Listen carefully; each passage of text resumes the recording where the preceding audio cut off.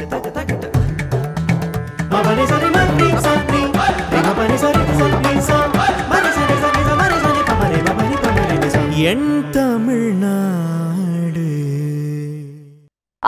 அருகே நெடுவாசலில் hydro carbon திட்டத்திற்கு எதிராக 17வது நாளாக பொதுமக்கள் போராட்டத்தில் ஈடுபட்டனர். இந்த போராட்டத்தில் பொதுமக்களுடன் நாயும் சேர்ந்து முக்காடு போடும் நூதன எதிர்ப்பு போராட்டத்தில் ஈடுபட்டதால் பரபரப்பு ஏற்பட்டது.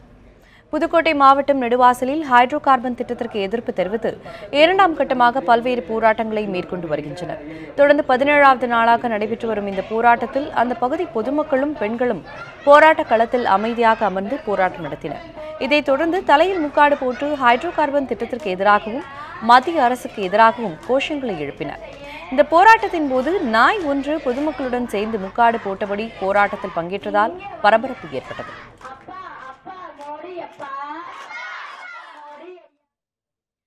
தமிழகத்தின் பல்வேறு பகுதிகளில் புதிதாக டாஸ்மாக் கடைகள் திறப்பதற்கு பொதுமக்கள் எதிர்ப்பு தெரிவித்து போராட்டங்களில் ஈடுபட்டு வருகின்றனர்.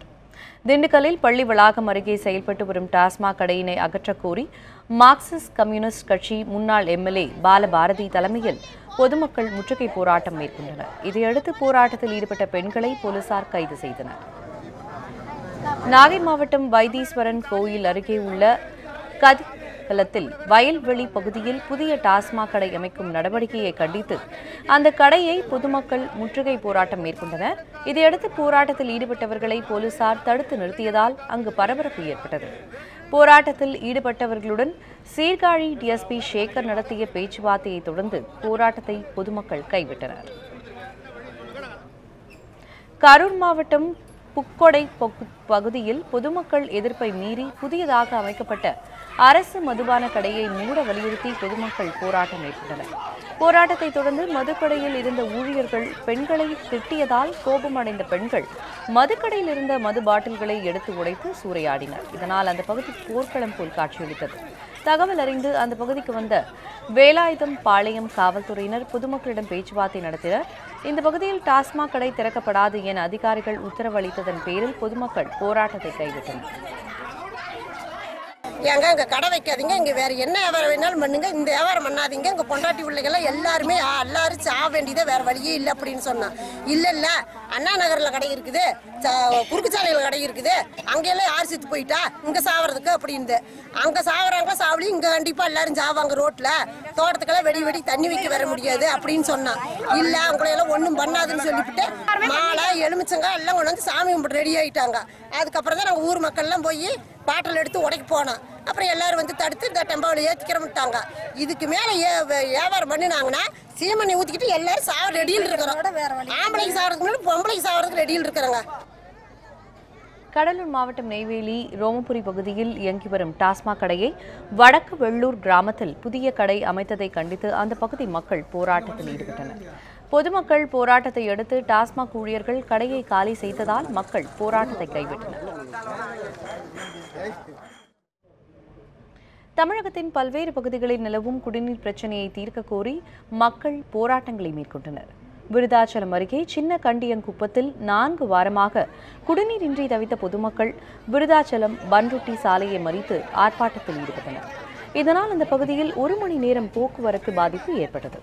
இதை அறிந்து அங்கு வந்த விருதாச்சலம் காவல்துறையினர் பொதுமக்களிடம் உடனடியாக கோரிக்கைகள் நிறைவேற்றப்படும் என கூறியதன் பேரில் பொதுமக்கள் கலைந்து சென்றனர். பழனி நகராட்சியில் உள்ள 33 வார்டுகளுக்கும் 5 நாட்களுக்கு ஒருமுறை என்ற சுழற்சி முறையில் குடிநீர் விநியோகம் செய்யப்பட்டு வருகிறது. இந்த நிலையில் பழனி 31வது வார்டு பகுதியில் கடந்த 15 நாட்களுக்கு மேலாக குடிநீர் வரவில்லை என்று கூறி 50க்கும் மேற்பட்ட பெண்கள் திடீர் நகராட்சி அலுவலகத்தை முற்றுகையிட்டு தர்ணா போராட்டத்தில் ஈடுபட்டனர். இதையடுத்து நகராட்சி அதிகாரிகள் பேச்சுவார்த்தை நடத்தி குடிநீர் பிரச்சினை குறித்து உடனடியாக நடவடிக்கை எடுப்பதாக தெரிவித்ததை அடுத்து பொதுமக்கள் கலைந்து சென்றனர். தூத்துக்குடி மாவட்டம் கோவில்பட்டி அருகே உள்ள பூசாலிப்பட்டி கிராமத்தில் கடந்த 1 மாதமாக குடிநீர் விநியோகிக்கப்படவில்லை என கூறி அந்த பகுதி பொதுமக்கள் காலி குடங்களுடன் கடலையூர் கோவில்பட்டி சாலையில் அமர்ந்து சாலை மறியலில் ஈடுபட்டனர். இதுகுறித்து தகவல் அறிந்து சம்பவ இடத்திற்கு வந்த காவல்துறை அதிகாரிகள் மற்றும் ஊராட்சி நிர்வாக அலுவலர்கள் சாலை மறியலில் ஈடுபட்டவர்களிடம் பேச்சுவார்த்தை நடத்தினர். 1 வாரத்திற்குள் குடிநீர் விநியோகிக்கப்படும் என அதிகாரிகள் உறுதி கூறியதை அடுத்து பொதுமக்கள் மறியலை கைவிட்டு கலைந்து சென்றனர். செங்கம் அடுத்த மேல் புழுதியூர் கிராமத்தில் கடந்த 6 மாதமாக குடிநீர் விநியோகம் செய்யப்படாததால் ஊராட்சி செயலாளர்களை கண்டித்து அரசு பேருந்தை சிறைப்பிடித்து பொதுமக்கள் போராட்டத்தில் ஈடுபட்டனர். சம்பந்தப்பட்ட இடத்திற்கு அதிகாரிகள் வராததால் சுமார் 2 மணி நேரத்திற்கும் மேலாக போராட்டம் நீடித்தது. இதையடுத்து வந்த அதிகாரிகள் குடிநீர் பிரச்சினைக்கு தீர்வு காணப்படும் என அதிகாரிகள் உறுதி கூறியதை அடுத்து மக்கள் போராட்டத்தை கைவிட்டனர். நாமக்கல் மாவட்டம் ராசிபுரத்தை அடுத்துள்ள பட்டணம் பேரூராட்சி பகுதியில் கடந்த 2 மாத காலமாக முறையாக குடிநீர் வழங்காததை அடுத்து பொதுமக்கள் காலி குடங்களுடன் சாலை மறியல் போராட்டத்தில் ஈடுபட்டனர். தொடர்ந்து பேரூராட்சி நிர்வாகத்தினர் மறியலில் ஈடுபட்டவர்களிடம் பேச்சுவார்த்தை நடத்தி குடிநீர் வழங்க ஏற்பாடு செய்யப்படும் என உறுதியளித்ததனால் மறியல் கைவிடப்பட்டது. இதனால் ராசிபுரம் புதுப்பட்டி சாலையில் 1/2 மணி நேரம் போக்குவரத்து பாதிக்கப்பட்டது. கன்னியாகுமரி மாவட்டம் குழித்துறை அருகே அதிமுக பிரமுகரின் வீட்டில் நிறுத்தி வைக்கப்பட்டிருந்த 2 சக்கர வாகனம் தீயிட்டு கொளுத்தப்பட்டு சம்பவம் பரபரப்பை ஏற்படுத்தியுள்ளது. குழித்துறை அருகே விளவன்கோடு பகுதியை சேர்ந்த அதிமுக பிரமுகர் வரதராஜன் என்பவரது வீட்டிற்குள் புகுந்த மர்ம நபர்கள் வீட்டு வாசலில் நிறுத்தி வைக்கப்பட்டிருந்த அவரது 2 சக்கர வாகனத்தை தீயிட்டு கொளுத்தினர். இதனை யாரும் பார்க்காததால் 2 சக்கர வாகனம் முற்றிலும் எரிந்து நாசமானது. 2 சக்கர வாகனம் எரிந்து கிடந்ததை கண்ட வரதராஜன் அதிர்ச்சியடைந்தார். இதுகுறித்து அவர் அளித்த புகாரின் பேரில் களியக்காவிளை போலீசார் வழக்கு பதிவு செய்து விசாரணை மேற்கொண்டுள்ளனர்.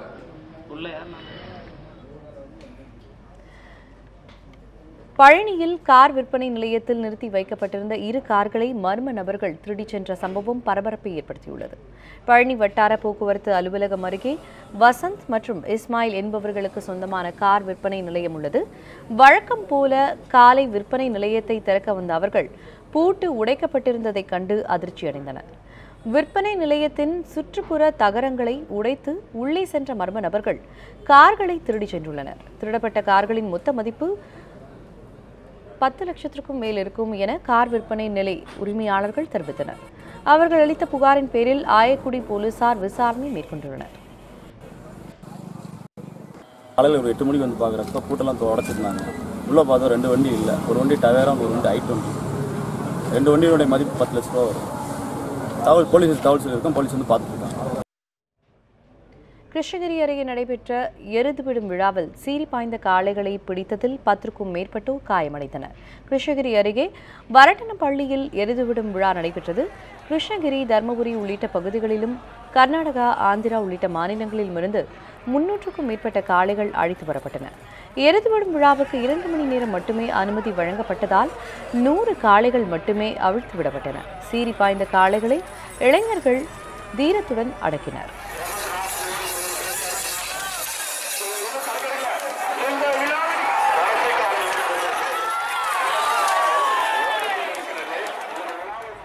எருதுவிடும் விழாவை காண ஏராளமான பொதுமக்கள் திரண்டனர். காளைகளை பிடித்ததில் காயமடைந்த 10 பேருக்கு உரிய சிகிச்சை அளிக்கப்பட்டது. மதுரை மீனாட்சி அம்மன் கோவிலில் சித்திரை திருவிழா கொடியேற்றத்துடன் இன்று கோலாகலமாக தொடங்கியது. மதுரை மீனாட்சி அம்மன் கோவிலில் ஆண்டுதோறும் சித்திரை திருவிழா விமர்சையாக நடைபெறும். இந்த ஆண்டு திருவிழா இன்று கொடியேற்றத்துடன் கோலாகலமாக தொடங்கியது. மலர்களால் அலங்கரிக்கப்பட்ட கொடி மரத்தில் கற்பை புல் கட்டி மலர் மாலையிட்டு கொடி மரத்திற்கு சிறப்பு பூஜை நடத்தப்பட்டது. விழாவில் நூற்றுக்கணக்கான பக்தர்கள் கலந்து கொண்டு சுவாமி தரிசனம் செய்தனர்.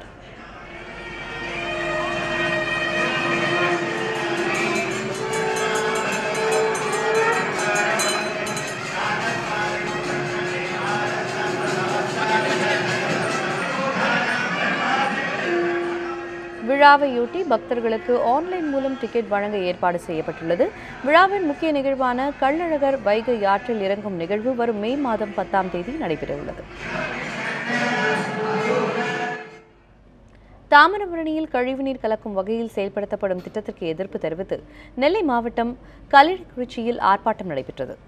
அம்பாசமுத்திரம் அருகே உள்ள கல்லிடைக்குறிச்சி பேரூராட்சியில் மழைநீர் வடிகால் அமைத்து அதனை தாமிரபரணியில் கலக்கும் வகையில் திட்டம் தீட்டப்பட்டது.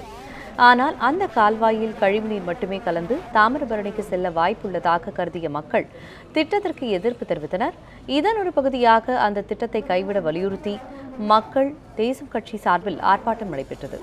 கல்லிடைக்குறிச்சி ரயில் நிலையம் அருகே நடைபெற்ற இந்த ஆர்ப்பாட்டத்தில் பலர் பங்கேற்று திட்டத்திற்கு எதிர்ப்பு தெரிவித்தனர். தாமிரபரணி ஆற்றில் கலக்கக்கூடிய அசுத்தங்களை தடுத்து நிறுத்தவும், எலுமிச்சை ஆற்றில் தடுப்பணை கட்டுவதற்காகவும், பொதுமக்கள் நடந்து செல்வதற்கு ரயில்வே மேம்பாலம் அமைப்பதற்காக இந்த கண்டன போராட்டத்தை அனைத்து கட்சியின் சார்பாக மக்கள் தேசம் நடத்தி கொண்டிருக்கின்றது. கோடை வெயில் பொதுமக்களை கடுமையாக வாட்டி வதைத்து வரும் நிலையில் தென்னை ஓலை தட்டுகளுக்கு அதிக வரவேற்பு ஏற்பட்டுள்ளது. இது குறித்த ஒரு தொகுப்பை தற்போது பார்க்கலாம். தமிழகத்தில் தொடர்ந்து கடுமையான வெயில் வாட்டி வதைக்கிறது. குறிப்பாக திருநெல்வேலி மாவட்டத்தில் கடந்த ஒரு மாதத்திற்கும் மேலாக 100 டிகிரியை தாண்டி வெயில் கொளுத்துகிறது. இதனால் மக்கள் தங்களை தற்காத்துக் கொள்ள பல்வேறு வழிமுறைகளை கையாண்டு வருகின்றனர். குறிப்பாக இந்த வெயிலின் தாக்கத்தால் வீடுகளில் கடுமையான வெப்பம் நிலவுகின்றது.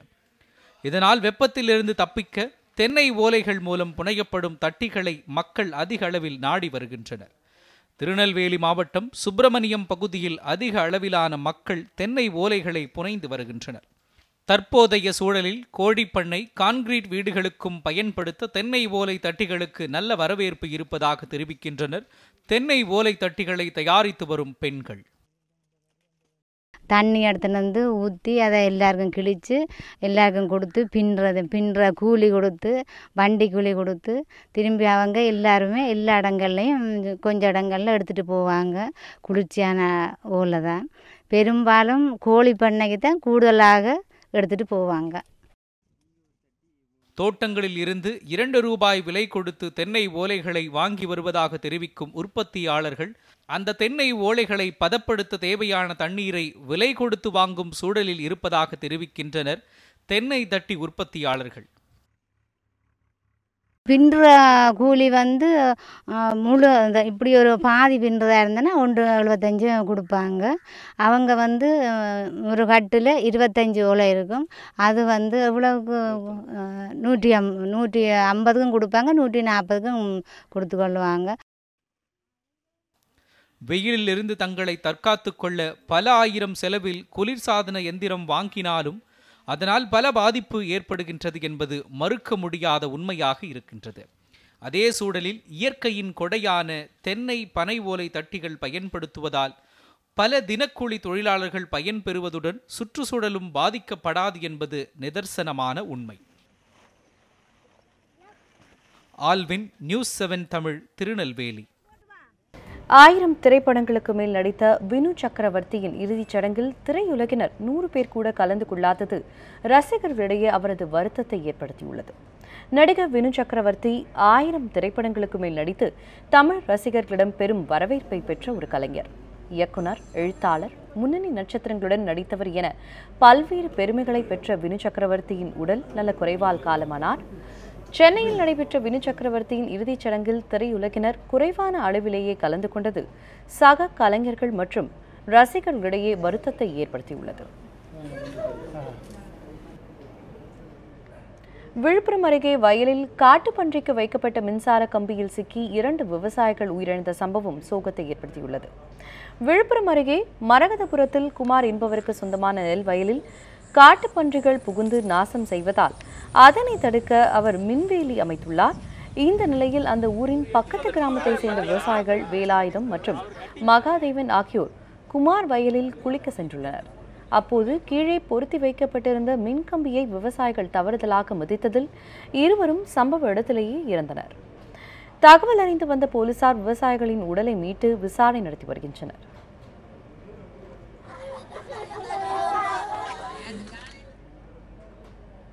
ஒசூர் அருகே கிராமப்புறங்களுக்குள் யானைகள் நுழையாமல் இருக்க வனத்துறையினர் தீவிர கண்காணிப்பில் ஈடுபட்டுள்ளனர். கிருஷ்ணகிரி மாவட்டம் ஒசூர் அருகே போடூர் பள்ளம் வனப்பகுதியில் சில நாட்களுக்கு முன் 4 காட்டு யானைகள் முகாமிட்டிருந்தன. இந்த யானைகளை வனத்துறையினர் சாரம் வனப்பகுதிக்குள் விரட்டியெடுத்தனர். ஆனால் யானைகள் மீண்டும் போடூர் பள்ளம் வனப்பகுதிக்கு வந்து விளை நிலங்களுக்கு புகுந்து பயிர்களை சேதம் செய்து வருகின்றன. இதனிடையே யானைகள் எந்த நேரமும் கிராமங்களுக்குள் வர வாய்ப்பு இருப்பதால் யானைகள் தஞ்சம் அடைந்துள்ள இடத்தை வனத்துறையினர் கண்காணித்து வருகின்றனர். மேலும் பொதுமக்கள் பாதுகாப்பாக இருக்க வேண்டும் என்றும் வனத்துறையினர் எச்சரித்துள்ளனர். பவானிசாகர் அணையில் நீர்மட்டம் குறைந்ததால் நீருக்கு அடியில் மூழ்கியிருந்த தண்டல் நாயக்கன் கோட்டை முழுமையாக வெளியில் தெரிந்தது. மேற்கு தொடர்ச்சி மலையில் உருவாகும் பவானி நதி மேட்டுப்பாளையம் வழியாக பவானிசாகர் அணையை சென்றடைகிறது. பருவமழை பொய்த்ததால் பவானி ஆற்றில் நீர்வரத்து குறைந்தது. இதனால் மொக்கமேடு பகுதியில் நீருக்கடியில் மூழ்கி கிடந்த பழமையான தண்டல் நாயக்கன் கோட்டை முழுமையாக வெளியில் தெரிகிறது. கடந்த 1955ஆம் ஆண்டு அணையில் நீர்த்தேக்க துவங்கியதில் இருந்து முழுவதுமாக நீர்க்கடியில் மூழ்கிய கோட்டை வறட்சியால் தற்போது முழுமையாக தெரிவது வறட்சியின் அடையாளம் என அந்த பகுதி மக்கள் தெரிவித்துள்ளனர்.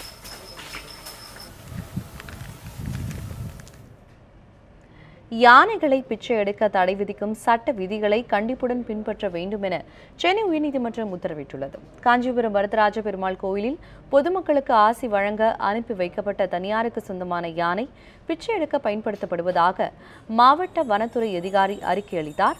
இதனால் அந்த யானையை ஓரிடத்தில் இருந்து மற்றொரு இடத்துக்கு கொண்டு செல்ல தடை விதிக்கப்பட்டது. இதை எதிர்த்து யானையின் உரிமையாளர் சேகர் என்பவர் சென்னை உயர்நீதிமன்றத்தில் மனு தாக்கல் செய்தார். இதை விசாரித்த உயர்நீதிமன்றம் யானையை வைத்து பொதுமக்களுக்கு ஆசி வழங்க பணம் பெறுவது பிச்சை எடுப்பதற்கு சமம் என்றும் அது குறித்த செயல் எனவும் கண்டனம் தெரிவித்தார்.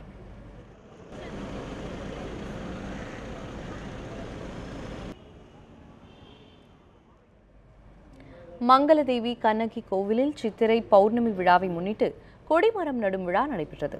தேனி மாவட்டம் கூடலூர் தமிழக கேரள எல்லை பெரியாறு புலிகள் சரணாலய பகுதியில் உள்ள மங்களதேவி கண்ணகி கோவிலில் வரும் மே 10ஆம் தேதி சித்திரை முழு நிலவு விழா, மங்களதேவி கண்ணகி விழா, பூமாரி விழா ஆகிய முப்பெரும் விழா நடைபெறுகிறது. இதையடுத்து கண்ணகி அறக்கட்டளையினர் சார்பாக கொடியேற்று விழா நடைபெற்றது. பச்சை மூங்கிலில் கொடிமரம் தயார் செய்து அதில் கண்ணகியின் உருவம் பொறித்த மஞ்சள் கொடி ஏற்றப்பட்டது. இந்த விழாவில் காப்புக்கட்டு நிகழ்ச்சியும் மாலை அணியும் நிகழ்ச்சியும் நடைபெற்றது. கொடியேற்று விழாவில் கலந்து கொண்ட பக்தர்களுக்கு பொங்கல் பிரசாதம் வழங்கப்பட்டது.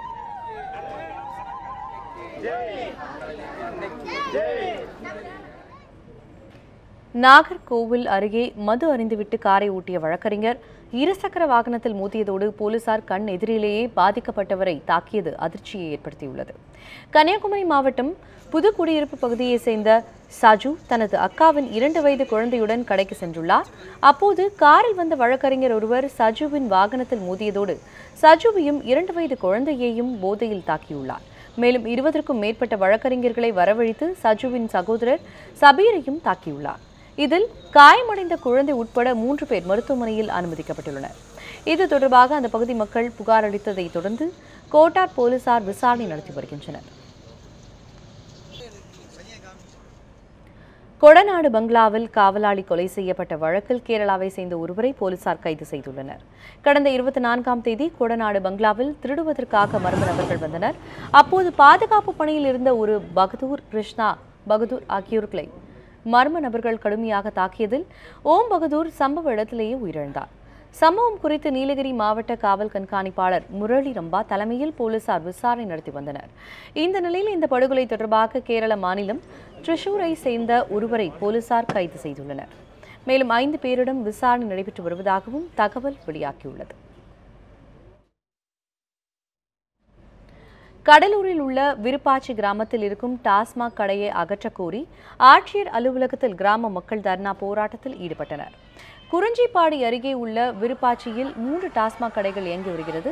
இந்த கடைகளால் தங்களுக்கு தொந்தரவு ஏற்படுவதாகவும், எனவே கடைகளை அகற்றக் கோரி அந்த பகுதி மக்கள் மாவட்ட ஆட்சியரை சந்திக்க வந்தனர். ஆனால் அனுமதி மறுக்கப்பட்டதை அடுத்து பொதுமக்கள் தர்ணா போராட்டத்தில் ஈடுபட்டனர். இதையடுத்து போலீசார் சமரச பேச்சுவார்த்தை நடத்தியதை அடுத்து அவர்கள் கலைந்து சென்றனர்.